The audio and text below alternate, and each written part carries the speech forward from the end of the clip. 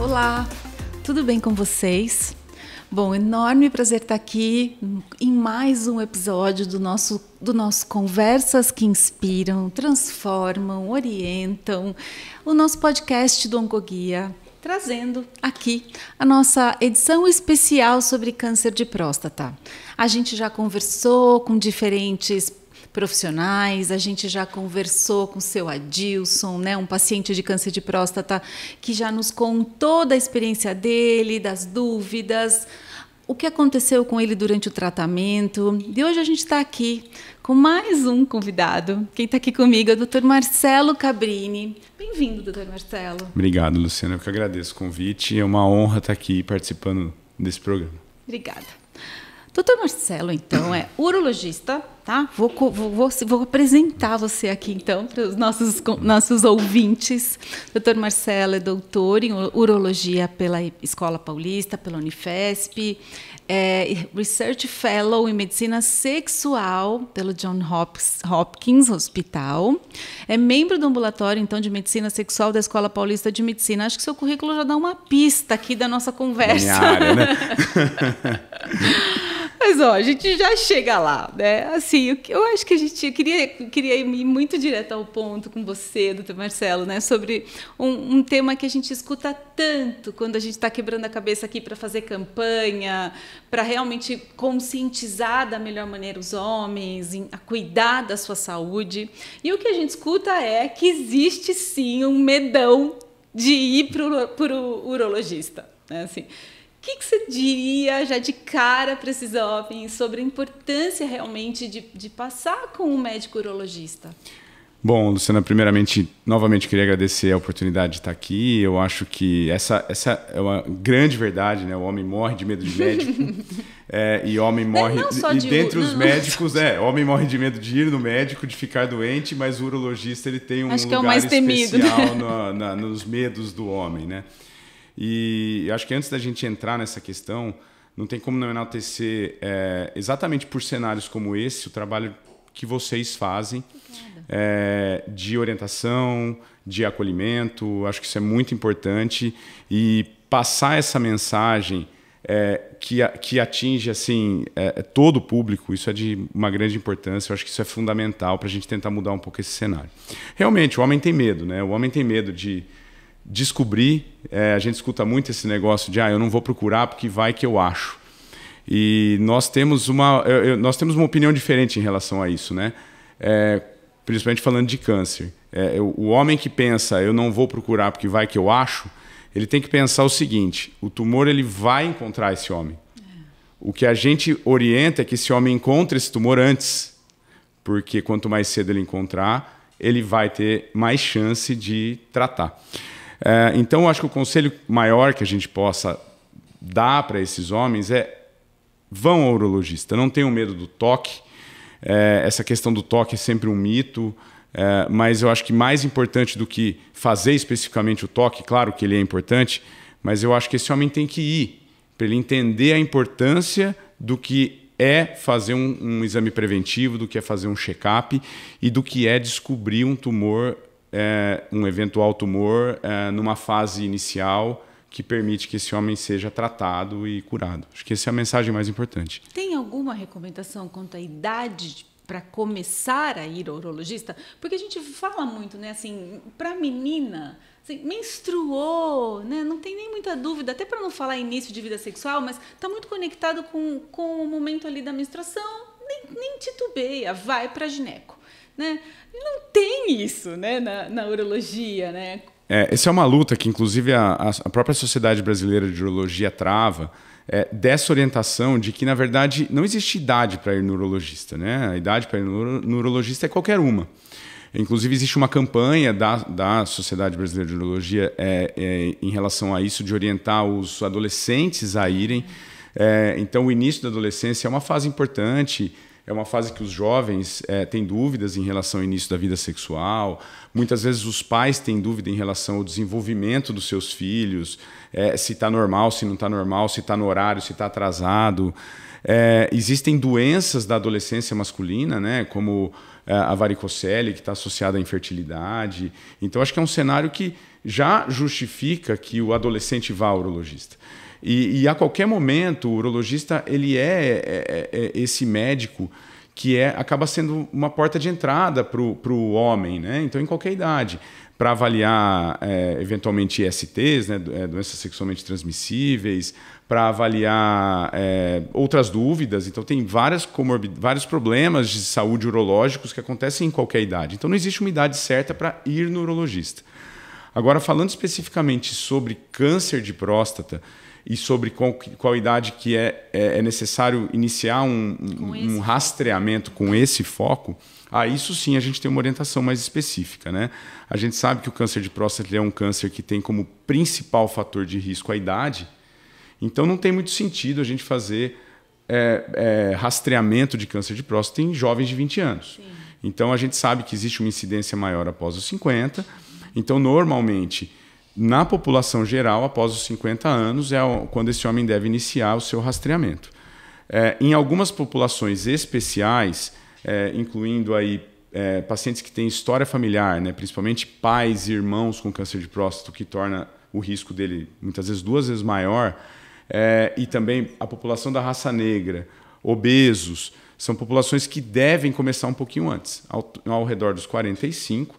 Claro que a gente exerce uma medicina aqui que é muito proativa, né, no Brasil. Então, muitas vezes, após os 40 anos, os homens já querem fazer PSA, e eu acho que não existe contraindicação para isso, mas a indicação geral é a partir dos 50, e o que a gente tenta passar é exatamente essa ideia, de que quanto mais velho o homem fica, maior o risco. Então, não é aquela consulta única da vida de 50 anos.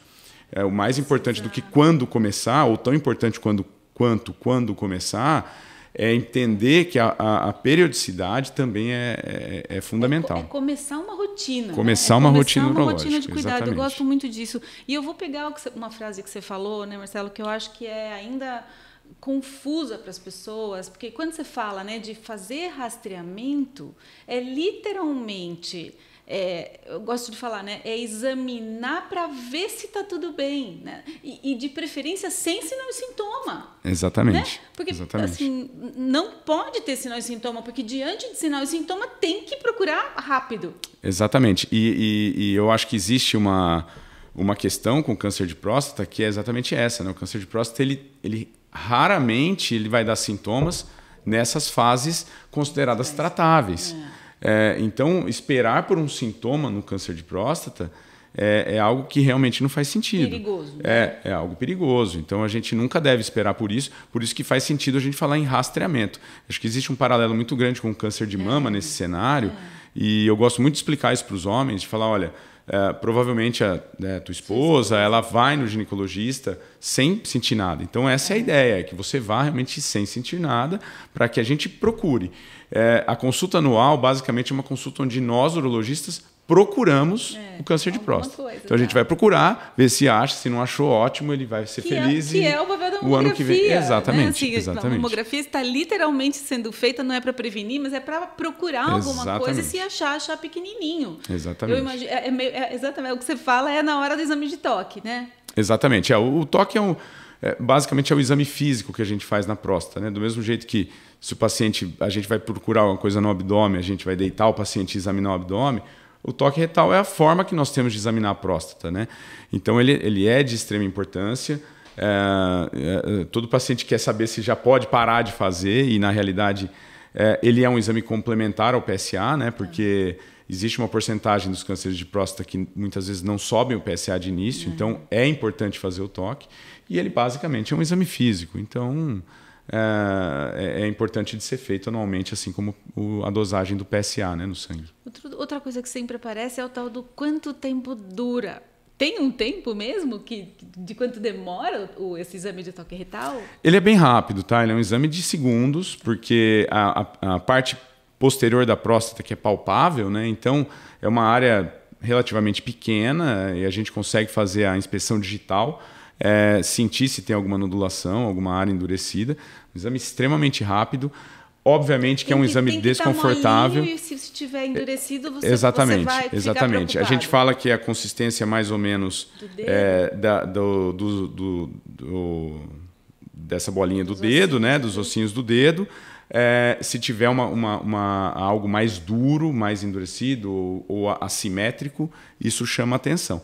Mas é um exame que, apesar de obviamente desconfortável, né, ele é um exame indolor, é um exame extremamente rápido e que realmente não é motivo para se ter o pânico que se tem. É um exame bastante tranquilo.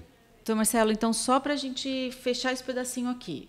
Um homem que vai para o teu consultório, mas o foco é saber se a saúde da próstata dele está ok. O que você vai fazer?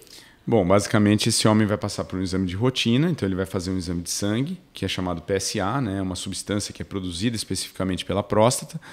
O PSA ele tem uma função como se fosse de um alarme de uma casa, então ele vai soar se tiver alguma coisa errada na próstata, então a gente usa isso como um parâmetro pontual naquele momento, mas também fazendo uma curva durante os anos, né, de rastreamento para ver o comportamento dele e faz o toque. Tá? Então, basicamente isso. E aí abrangendo outras questões relacionadas à parte urológica, né, exames de questionamentos, inclusive de parte sexual e tudo mais, mas basicamente pensando em parte de próstata, basicamente o PSA e o toque retal. Bom, a gente sabe que em torno aí do câncer de próstata, infelizmente, né, a não adesão a esse cuidado passa, sim, por preconceitos, desinformação, mensagem errada. E tem um que se sobressai, que é esse fantasma que câncer de próstata ou tratamentos do câncer de próstata podem dar impotência. Vamos entrar nessa história, porque eu sei que é aí um super diferencial do seu trabalho. O que a gente está falando aqui, né? Onde que você acha que essa história começa? E acho que já aproveitando para explicar o que tem de verdade, o que é confusão, vamos explicar bem isso. Bom, existe uma questão relacionada à sexualidade, né? Então, a sexualidade é algo que é um mecanismo muito complexo, né? Para começo de conversa. Talvez uma das funções nossas ter a relação, ter o orgasmo, ter ereção, é algo que a gente fala que, perto de outras funções do nosso organismo, não é uma função vital. Obviamente que ela é uma função muito importante para a qualidade de vida, fundamental para a qualidade de vida, mas não é uma função que é necessária para nos manter vivos. Né? Sendo assim, muitos cenários podem impactar uma relação sexual satisfatória. Uhum. E aí entram questões físicas e questões psicológicas. Se você não está bem fisicamente, se você está cansado, se você não dormiu bem, se você está deprimido, se você está ansioso, se tua saúde de uma maneira legal não está legal, se você está extremamente resfriado, se você está com uma virose, provavelmente você não vai estar disposto ou não vai estar pleno para ter uma relação. Então, a questão sexual é impactada por muitas coisas. Por isso que eu falo que a sexualidade é algo muito complexo. Ela é impactada por muitos cenários. Sim. E pensando dessa forma, o diagnóstico de um câncer, independente do local onde ele seja, ele com certeza vai impactar. Super. Tem um trabalho bastante interessante... Qualquer tipo de câncer. Então, assim, tem um trabalho bastante interessante de 2012... que ele mostrou dentro de um cenário de homens que tiveram câncer diagnosticado, e assim, câncer de diversos locais. Tipo quase metade desses homens pararam de ter relação sexual. Então nós estamos falando de um cenário onde o homem ele vai se sentir fragilizado, ele vai se sentir mortal, né? Talvez pela primeira vez. Claro. Isso vai trazer um impacto psicológico, de autoestima. Isso vai impactar a sua parceria, né? É muito difícil para a parceria, de repente, se deparar num cenário onde o parceiro dela talvez deixe de ser um parceiro e vire um paciente, vire alguém a ser cuidado. Exato. Então, é uma mudança de cenário muito radical. Então, esse diagnóstico de câncer ele impacta diretamente na sexualidade masculina, independente do local onde ele seja. Então, a gente sempre tem que entender, nós, como urologistas, ao fazermos o diagnóstico de um câncer de próstata, a gente tem que estar atento, eu acho que antes de conversar pura e simplesmente sobre o impacto direto do tratamento, e nós vamos falar disso mais adiante, mas eu acho que a gente tem que entender o impacto que o puro diagnóstico vai trazer. Marcelo, isso é tão importante. Isso é muito importante, porque a gente fala disso por si só, justamente por isso. Assim, o câncer impacta, né, a vida emocional, vida sexual, física. Mas acho que quando a gente está falando de câncer de próstata, parece que isso não é tão valorizado, né? Vem muito uma coisa ali mais específica do físico, mas é isso, é muito mais complexo. Que bom que você está trazendo isso. É muito complexo. E às vezes essa complexidade explica o porquê que uma cirurgia que a gente pode considerar tecnicamente perfeita e que teria tudo para preservar a vida sexual desse homem, não preserva. Aí você fala, mas por quê? Né? O que deu errado? Talvez o que esteja dando errado é exatamente esse cenário do homem estar numa situação de depressão, de ansiedade, de medo de morrer, de não saber como vai ser o tratamento, o que esperar. Então, acho que é importante a gente entender esse cenário. E muitas vezes paralisado porque não consegue lidar com isso também. Exatamente, né? Exatamente. Porque a gente também sabe da dificuldade do homem de cuidar da saúde mental, não é só da física, né? Perfeito, perfeito. O homem tem uma resistência muito grande, talvez maior ainda do que ele tenha com a saúde física, é de cuidar da saúde mental. Então, ele é muito refratário em relação a isso. Então, eu acho isso importantíssimo, acho que é um cenário que precisa ser abordado previamente a qualquer tratamento, porque esse é um cenário que começa a acontecer imediatamente após o diagnóstico. Então, a partir do momento que você deixa o homem literalmente sem chão, você já começa a ter que cuidar dessa parte. Mas, falando especificamente do câncer de próstata, além desse cenário que tem muito mais a ver com a saúde mental desse homem, existe uma questão física também relacionada à ereção e que talvez traga esse pavor tão grande dos homens em tratar o câncer de próstata, né? Então, existem dois impactos que são muito grandes no tratamento da próstata. A próstata, primeiramente, ela é uma glândula que é responsável pela produção do sêmen. Então, a próstata e a vesícula seminal, que é uma pequena glândula que fica atrás da próstata, são responsáveis pela produção de 90%, basicamente, do que o homem vê no ejaculado dele. O resto é espermatozoide que é produzido no testículo.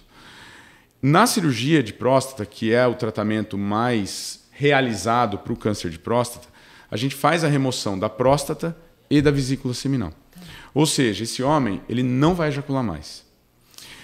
E esse é um detalhe importante porque isso é muitas vezes deixado de lado, essa informação. Muitos homens não sabem que eles vão deixar de ejacular. E aí eu faço a meia-culpa nossa, de nós urologistas, muitas vezes não entrarmos nesse... Nossa, muito importante. Porque isso por mais que muitas vezes isso possa ser subvalorizado naquele cenário de ser um homem mais idoso, que já tem sua prole constituída, e falar, mas esse homem não precisa mais ejacular.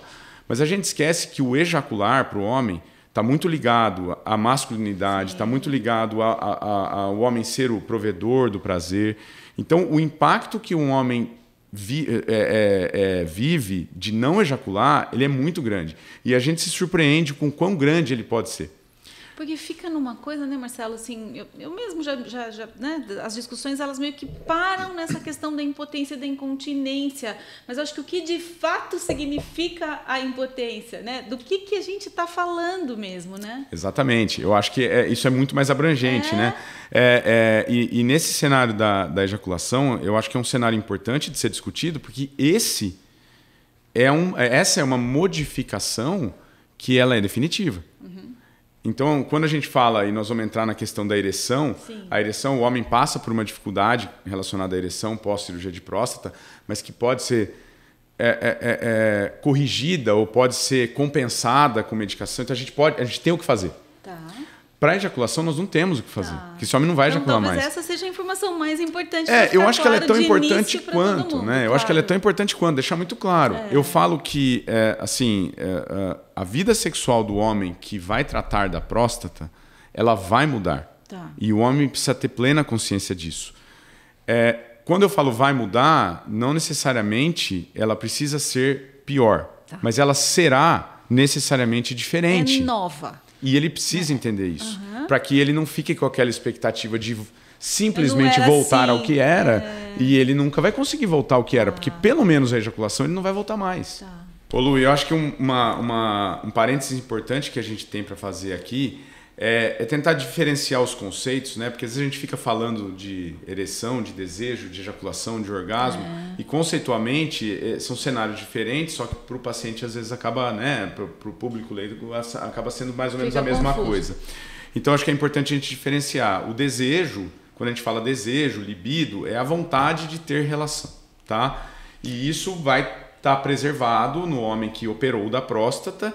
Fisicamente não há nada que mexa com o desejo, mas o desejo pode estar impactado por questões psicológicas. Então, ou hormonais. Ou hormonais, tá. Exatamente. Então, o homem que tiver uma baixa de testosterona provocada pelo tratamento de um câncer de próstata agressivo, ele pode ter uma queda do desejo, que é a vontade de ter relação. Perfeito. Quando eu falo em ereção, eu estou falando de rigidez. Tá. Então, é o mecanismo do pênis ficar rígido. Tá. Esse mecanismo de rigidez, que é deixar o pênis duro, esse pode ser prejudicado pela manipulação do nervo. Tá. Cirúrgica. Então, isso muitas vezes é perdido pós-cirúrgico.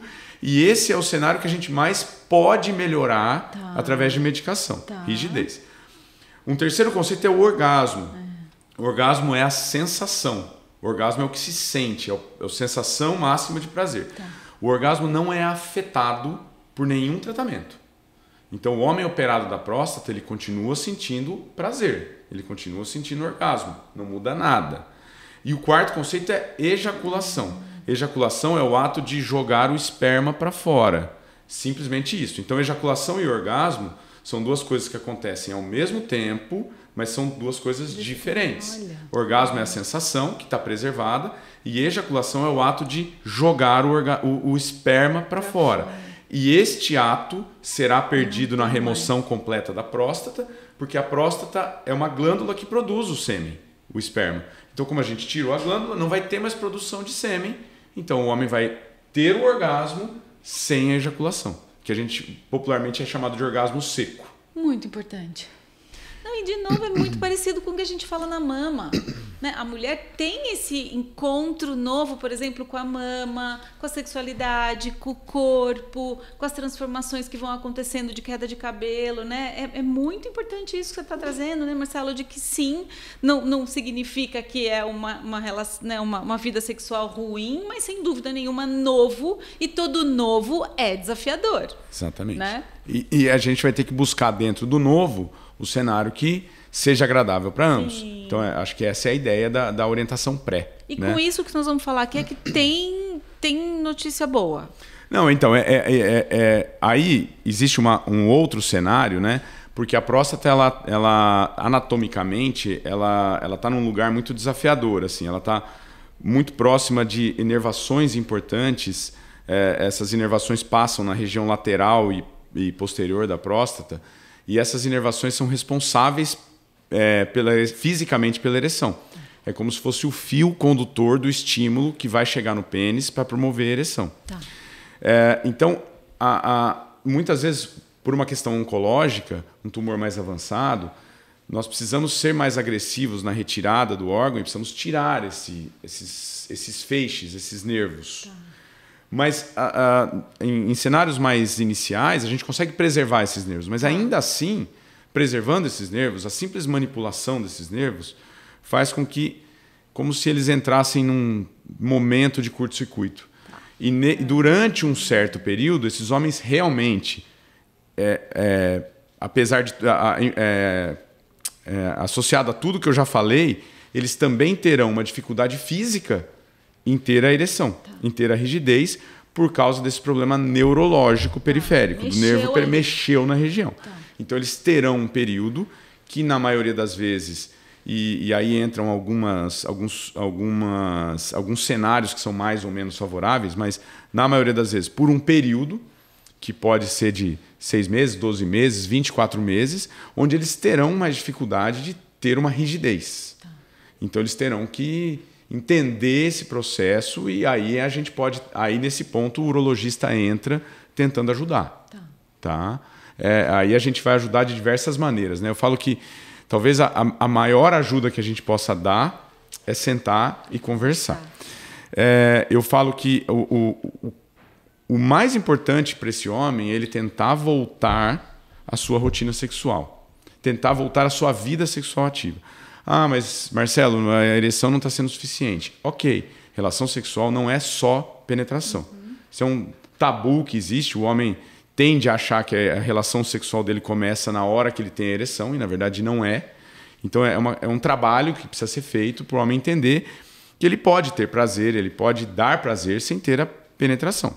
Então, se ele está num momento onde a rigidez não está sendo suficiente, ele pode voltar a ter uma vida sexual ativa e deixar a gente trabalhar com isso.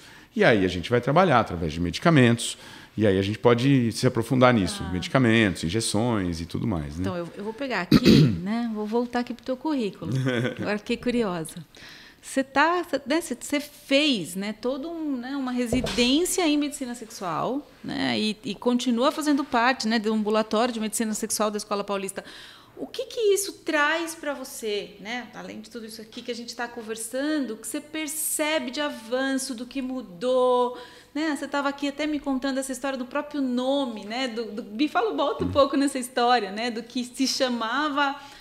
o foco era a impotência e agora mudou um pouco o foco. O que você vem percebendo que avançou? O que você sabe mais, né? Que, de repente, precisa chegar mesmo no público leigo? Porque uma coisa dessa, você usa o termo disfunção erétil. Para o público leigo é impotência, né? A gente está aqui usando termos diferentes e como é que a gente traduz tudo isso, né, para a população? Porque você está trazendo coisas muito importantes aqui. Essa questão do nome, né?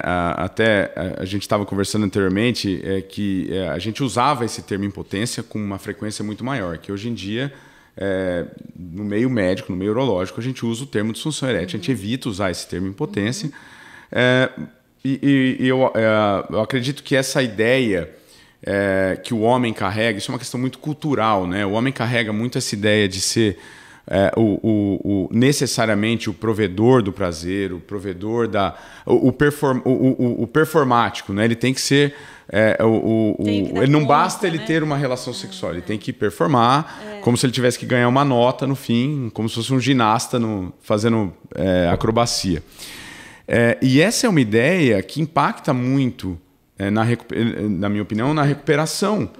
Porque essa necessidade do homem performar trava muito ele, né? Isso gera uma ansiedade, isso gera uma falta de confiança. Então, o homem, quando ele se depara num cenário onde falam para ele, olha, tua ereção pode ser que seja abalada, isso vai ruir o castelo de cartas desse homem, né? Que acredita ser o... Então, Marcelo, é isso que está hoje no senso comum da população masculina. Exatamente. E a gente fica batendo na tecla de Novembro Azul, né? De câncer de próstata. Olha o tamanho do desafio, né? E eu acho que, assim, já entrando na sua pergunta do que eu acho que mudou, o que eu acho que a gente pode talvez melhorar, o que eu enxergo... Eu diria para você que eu vou na linha não de um remédio que seja mágico, tá?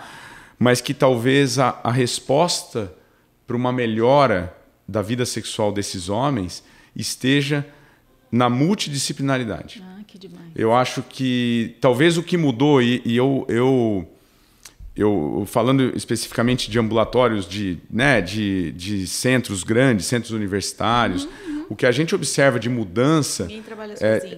Exatamente. De quando eu me formei há 15 anos atrás, em Uro, para hoje, é a consciência de que um ambulatório de medicina sexual não deve ser feito só por urologistas. Porque nós sabemos tratar a disfunção erétil, nós sabemos melhorar a rigidez. Mas se eu acabei de falar que a relação sexual do homem não é só a rigidez, como é que eu vou tratar sozinho? Sem um psicólogo, sem psiquiatra. Nutri, né? Sem nutrição, sem nutricionista. Então, assim, não existe, sem fisioterapeuta, não existe.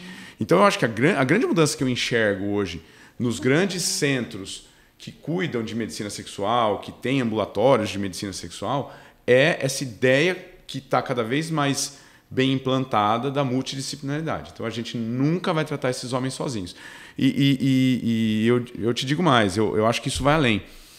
O uro-oncologista talvez não trate esse homem sozinho. Porque o uro-oncologista, o cirurgião robótico, que ele tem uma capacidade muito grande de preservação de estruturas, e tem mesmo, de preservar as estruturas anatômicas e preservar a inervação desses homens, muitas vezes eles vão se deparar com aquele cenário que eu falei, poxa, eu fiz tudo certo. O que aconteceu? Por que esse homem não está respondendo? Então, isso cai muito nisso. Talvez esse seja um homem que não é para ser tratado sozinho mesmo. Sim. Então, ele precisa dessa abordagem. E eu acho que é o que mais evoluiu dentro da medicina sexual, é a compreensão de que ela vai além do urologista. Nossa, que importante. Bom, vamos lá. Se tiver algum paciente aqui, né, que está nos ouvindo e que está lá em casa, quieto, né, porque realmente está vivendo essa questão da impotência, né, da disfunção erétil, não quer falar com ninguém, sempre tem o que fazer, Marcelo? Eu acho que sempre tem o que fazer. Eu não digo... Eu falo que a gente tem que ter a ideia, e esse é um ponto importante numa primeira abordagem com os pacientes, que é a gente tentar calibrar as expectativas. Sabe? Porque a ideia inicial de todo mundo é chegar e falar, ok, eu tratei minha próstata, eu estou curado, e é importante reforçar que grande parte dos homens vão tratar e vão ficar bem mesmo, do ponto de vista oncológico, e eu quero voltar ao que eu era antes. E essa promessa ela é muito complicada, né? Não, tudo bem, então nós vamos fazer você voltar ao que você era antes. Então, a sua pergunta, eu acho que ela foi importante nesse sentido, porque assim, o que a gente pode promover? Eu acho que o que a gente tem que fazer esse homem entender bom, hoje você está tratado, mas você está insatisfeito com a sua sexualidade. O que a gente pode fazer para melhorar? E tem o que melhorar? Tem. Acho que você falou uma coisa também que é bom, né? Que assim, tá tudo bem da parte oncológica, mas, né? Talvez já passou um pouco o susto do câncer, dá para voltar a olhar para a própria vida e aí olhando um pouco para a qualidade de vida, talvez não esteja tudo bem, né? Talvez seja um momento aí dele se permitir a falar, quero minha vida sexual de volta, né? Exatamente. E nesse cenário a gente tem o que fazer. Esse é um ponto legal, a gente estava até falando que muitas vezes quando você vai fazer o diagnóstico de um câncer de próstata no homem e você vai tentar explicar sobre essa questão sexual, muitos homens até não estão preparados ou não estão conseguindo absorver aquilo, porque o único pensamento é sobreviver. Sim. E a partir do momento que ele se depara com o cenário de que, opa, faz 2 anos que eu operei, eu estou bem e minha expectativa de vida é boa, então posso olhar para a sexualidade de novo. E aí ele vai voltar e falar, bom, eu quero voltar ao que era antes. Então, a gente tem o que fazer sim, eu acho que a gente pode... calibrando as expectativas, eu acho que a gente fazendo o homem entender o que mudou e o que não vai voltar, a gente pode melhorar. Nós temos medicações, eu acho que quanto mais cedo essa abordagem for feita, melhor, inclusive. Existe uma... O que é cedo, Marcelo? Olha, nós costumamos indicar, e a maioria dos uro-oncologistas e urologistas gerais que operam próstata começam a entrar com medicação para a ereção no momento da retirada da sonda, que acontece em média entre 7 e 15 dias após a cirurgia. Tá. Então, assim, o homem tirou a sonda, o homem operou, depois vai ficar com uma sonda, passados 7 dias ou 10 dias, 15 dias, ele vai tirar essa sonda. E imediatamente após, ele já começa a medicação para ereção. E isso se baseia... É oral? Isso é de boca? Medicação oral, que na verdade são medicações da classe da sildenafila, tadalafila, são as medicações bem conhecidas que vendem em farmácia. Todas elas têm um mecanismo de ação muito parecido, tá? E elas vão ajudar na melhor circulação da sanguínea no pênis. E a gente tem uma ideia que essa ideia está bem estabelecida. A gente tem um pouco de dificuldade ainda em saber a melhor forma de fazer, mas nós temos essa ideia bem estabelecida de algo como se fosse uma reabilitação do pênis, tá? Do mesmo jeito que uma pessoa que fratura um osso fica engessada e depois começa a fazer uma fisioterapia, entre aspas, a gente tem essa ideia de que quanto antes você começa a tentar reabilitar esse pênis, tentar manter esse pênis com uma irrigação boa, com alguns sinais de ereção, isso é importante. Então a gente começa cedo mesmo. Assim, com 10, 15 dias pós-operatório, já estamos estimulando esse homem a tomar a medicação. Se ele tiver liberado do ponto de vista cirúrgico, e na maioria das vezes ele está, depois de entre 15 dias e 30 dias, se ele conseguir ter ereções e relações sexuais, ele pode ter. Se ele quiser ter masturbações, estímulos mesmo sem ereção, ele está liberado para ter. E a gente estimula que tenha, tá? E aí a gente vai avançando e num cenário muito parecido com o que a gente usa para tratar qualquer disfunção erétil, mesmo as que não sejam de origem cirúrgica, como a do câncer de próstata, a gente vai avançando nas medicações. Então, dessas medicações orais, a gente teria a opção de medicações injetáveis, que são medicações que são auto-aplicadas, né? O paciente injeta diretamente no pênis e que provocam ereção. São medicações bastante toleráveis e com uma resposta muito boa e que, na maioria das vezes, já vai permitir que esse homem tenha relações. E aí a gente vai acompanhando esse homem durante esse período, que é um período que a gente considera aceitável de recuperação, que varia de 6 meses a 2 anos. Tá? Por que esse período? Porque a gente considera que após 2 anos, geralmente o que esse homem perdeu de ereção, talvez ele não volte mais. Então aquela ideia de reabilitação, de recuperação, a gente começa a perder um pouco da esperança disso e a gente vai lidar com um cenário onde esse homem ficou com uma disfunção erétil. Ok, isso não é impeditivo para ele ter a relação, porque a gente pode continuar usando essas medicações, tanto a oral quanto a injetável, para o resto da vida dele, não tem problema nenhum. E ele vai seguir a vida usando. Tá? Entendi. Então, ou segue usando, ou vai usar por um período e depois recupera. Depois ele volta a essa Exatamente. nova vida e constrói essa nova vida sem medicamento. Até chegar no momento onde ele pode decidir, aí já considerando um cenário mais definitivo, né? Se ele vai querer, por exemplo, fazer um tratamento cirúrgico, um implante de uma prótese peniana, que aí permite que ele tenha uma rigidez já e não precise usar mais medicação, mas aí é de escolha do paciente. Se ele estiver feliz usando injeção, ele pode usar injeção pro resto da vida, não tem problema nenhum. Sim. Entendeu? Mas assim, a gente pode trazer esse homem de novo para uma vida sexual ativa. Acho que essa é a grande questão. Não é para um retorno às funções que ele tinha antes, mas é para uma vida sexual ativa e aí com as adaptações que sejam necessárias tanto para ele quanto para a parceria. Acho que é um cenário que é possível a gente retomar, entendeu? E Marcelo, a gente sabe, né, que essa questão da disfunção erétil, ela pode acontecer por conta da cirurgia, né? Você já explicou aqui, mas também por conta da parte da castração hormonal. Isso que você está trazendo vale para essas duas situações ou são situações diferentes? Elas são diferentes, mas elas podem. Talvez para as pessoas. Elas são diferentes, mas elas podem se complementar, né? A gente falou até o momento de um cenário de um diagnóstico de um câncer de próstata inicial, no qual esse homem vai ter a próstata removida cirurgicamente, que é o tratamento mais realizado. E na maioria das vezes é uma terapia única na qual esse homem tem grande chance de ser curado. Operou, vai embora. Operou, resolveu. Correndo o risco de ficar com aquelas consequências. E a gente acabou você citou, eu acabei não falando nada sobre a questão da incontinência, né? Que é um cenário que também pode acontecer. Mas em paralelo a isso, o câncer de próstata ele tem uma característica de ser um tumor que ele cresce muito baseado na ação do hormônio testosterona.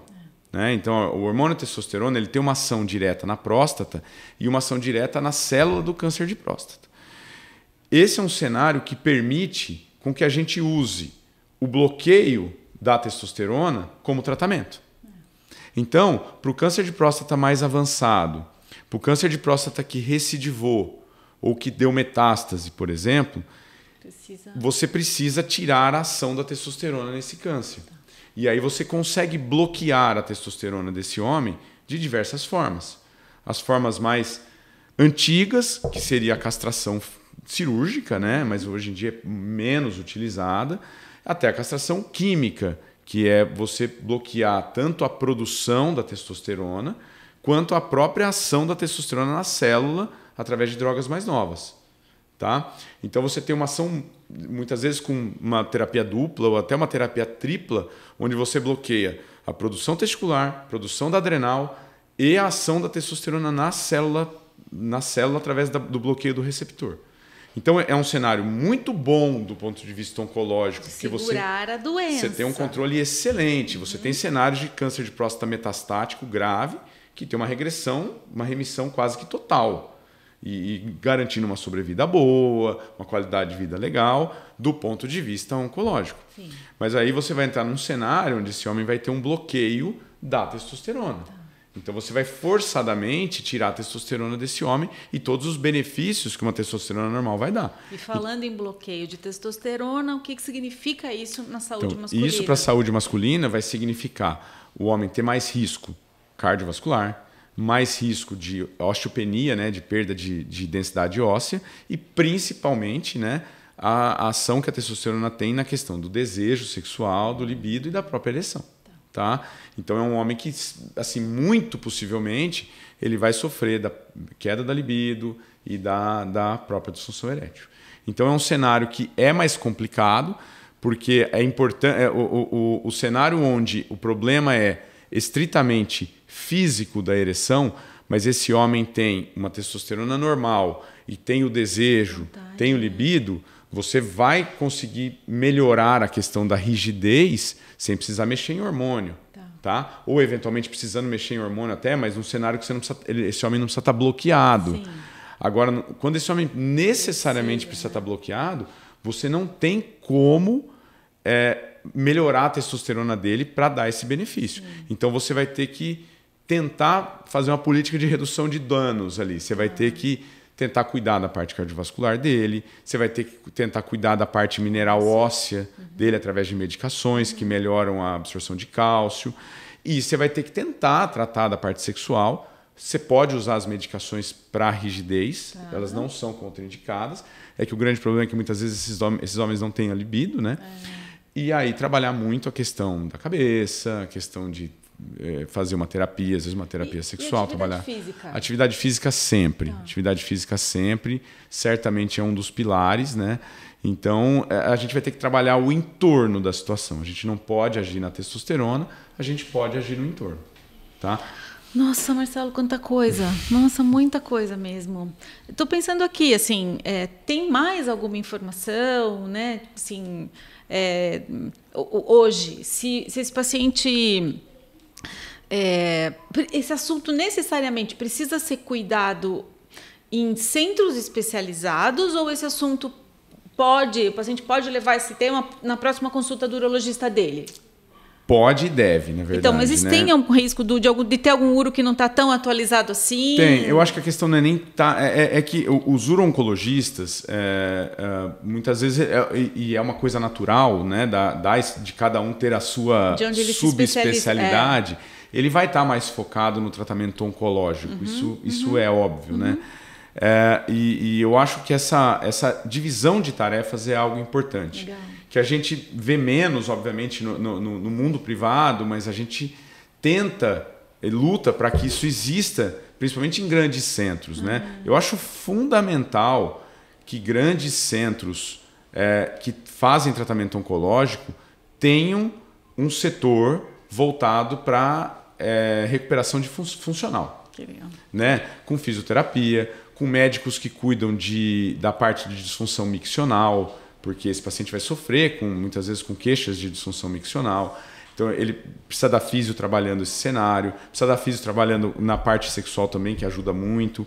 Então eu acho fundamental. E eu acho fundamental que essa abordagem, e aí é uma questão muito mais idealista do que prática, porque na prática a gente dificilmente vê isso acontecer, mas eu, na minha opinião, acho fundamental e acharia de extrema valia que esses pacientes passassem antes de tratar, no momento do diagnóstico. Para se preparar, né, para tudo que vem pela frente. Porque ele precisa entender. Claro. Ele precisa entender. Não é aquele cenário de, não, fica tranquilo, você vai operar com robô e sua vida vai voltar a ser o que era antes. Porque muito paciente acredita nisso. Ah, não, eu vou fazer cirurgia robótica, então eu não vou ter nada. Não, você vai ter. Deixar de ejacular já é uma coisa que você vai ter. E muitas vezes o paciente não sabe. Então, assim... eu acho de extrema valia que esse paciente seja avaliado pré. Então, eu acredito que para os grandes centros, é fundamental que se tenha esse acompanhamento em paralelo. E como está isso no mundão aí fora? Assim, tem algum centro do SUS que oferece? Ou são só realmente os centros mais de saúde suplementar, que você consegue ver de fato um ambulatório tão completo assim acontecendo? A gente vê acontecendo nos grandes centros. Tá?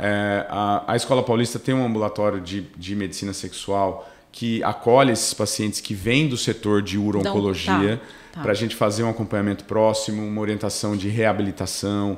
Então, esses pacientes vão ser treinados em relação a dispositivos como bomba a vácuo, que pode ser utilizado, a própria injeção, se eles forem para injeção, eles vão ser treinados e ali. Isso, se precisar, o SUS está dando? Não, o SUS não dá, mas a gente orienta o uso, né? O SUS não dá, infelizmente. O paciente compra por conta própria. O paciente compra a medicação e tal, mas a gente faz toda a orientação. Faz essa orientação, esse suporte psicológico nós temos ali também. Então, os grandes centros têm, eu sei que o HC tem também, o AC Camargo tem especialistas que trabalham com a parte sexual e com a parte de disfunção miccional. E aí não necessariamente precisa ser o uro, igual a você. Na verdade, geralmente tem um uro, tanto para a parte de disfunção miccional quanto para a parte de disfunção erétil, de medicina sexual, porque acaba que o urologista está mais habituado, o urologista que é especialista em medicina sexual, ele está mais habituado às medicações orais, que são mais fáceis, que a maioria está, mas principalmente as medicações injetáveis, ao momento de se indicar ou não a prótese peniana. Então, geralmente vai ter um urologista especialista em medicina sexual nesse ambulatório, mas sempre acompanhado dessa multidisciplinaridade que eu falei. Nossa. E isso é uma realidade de alguns centros, mas infelizmente a gente demandaria muito mais, porque a gente tem muitos centros que são referências para tratamento oncológico e que não tem esse suporte. E esse paciente, quando ele acaba o tratamento, ele acaba fazendo aquele segmento só com pós-operatório voltado muito para a oncologia, mas sem conseguir ter a facilidade de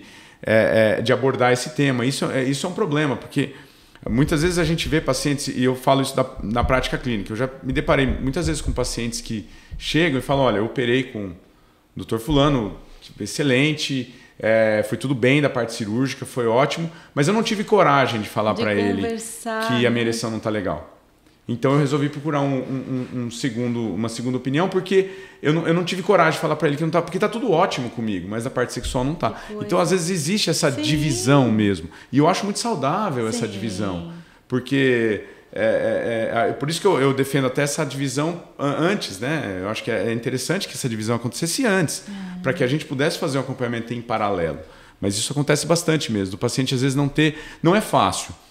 A gente falou isso inicialmente, para o homem chegar e falar que está com problema de ereção não é fácil. A gente vê muito homens que chegam no consultório, abordam 3, 4 temas diferentes, e na hora de ir embora, ou numa consulta de retorno, ele vem e fala, não, mas o meu problema mesmo é a questão sexual. Então existe um tabu muito grande. Né? Mas também poderia ser um assunto que o médico proativamente aborda, né? Acho que pode facilitar também. Com certeza facilita, a gente pede que faça, mas muitas vezes existe uma refratariedade ainda assim, de você perguntar, e o paciente fala, não, tá tudo bem. Tá tudo bem. Imagina. Entendeu? Então não é um assunto fácil, existe muito tabu em relação a isso, né? Nossa, Marcelo, assim, obrigada, né? Eu tenho certeza, assim, que rica que foi essa nossa conversa, quanto aprendizado, quanta esperança, né? Eu estou pensando até aqui, a gente fica o tempo inteiro fazendo esse exercício de como melhorar, né, o cenário do tratamento, e muitas vezes, obviamente, o foco fica muito no tratamento em si. E estou pensando que a gente deve sair em breve uma publicação até do próprio PCDT, né, que é o Protocolo de Diretrizes do SUS, e o quanto a gente vale a pena até ficar atento nesse momento, né, Marcelo, para tentar sugerir que essas especialidades, que esse olhar multi também seja considerado, né, porque não é impossível, né? Não tem dúvida. A gente tem que lembrar que a saúde sexual, ela faz parte da saúde. Né? Então, assim, ela muitas vezes é deixada de lado. Esse questionamento é deixado de lado. Numa consulta de rotina qualquer. Dificilmente um clínico, um cardiologista, ele vai chegar para o paciente dele, ele vai perguntar de todas as funções. Mas dificilmente ele vai chegar e falar, e a vida sexual, está tudo bem? Isso não é o habitual. E a gente esquece, é fundamental, é parte da nossa saúde.